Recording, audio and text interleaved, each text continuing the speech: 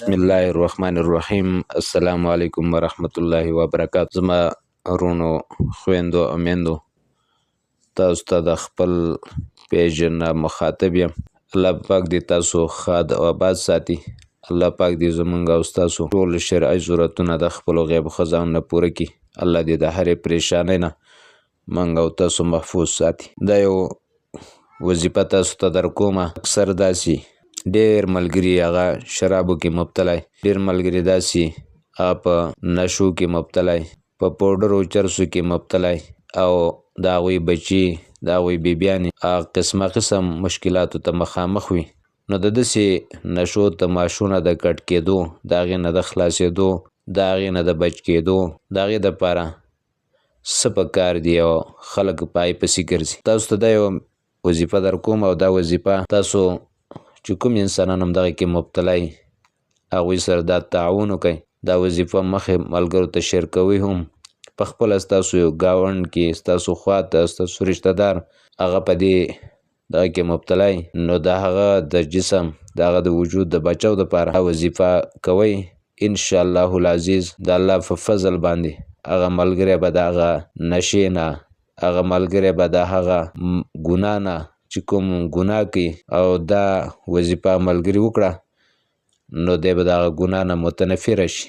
هغه ګناه به بیا دی نه کوي، هغه نشه نه به د ده زړه توري شي. هغه وظیفه د الله په نومونو کې، د الله په اسماء صفتیو کې هغه نوم دی البرو.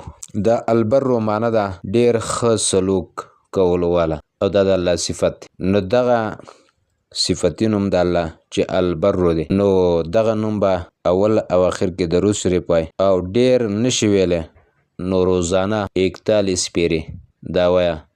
41 یو سلویښت پیرې نشي ویلی، 21 پیرې وایه، 21 پیرې نشي ویلی، 11 پیرې وایه، 11 پیرې نشي ویلی، 9 پیرو نه کم مه وایه.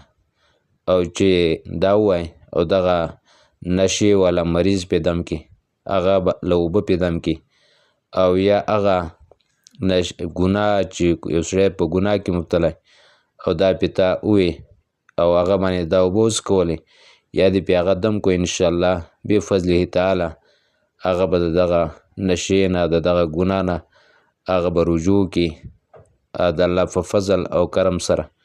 ډېر وروڼه داسې څیزونو کې مبتلا وي، هلکانې، جینکۍ، دارنګې نور داسې ملګري، نو د هغوی د وجود د بچاو دپاره د دې کوشش وکئ او همدغه شانې معامله ورسره وکئ.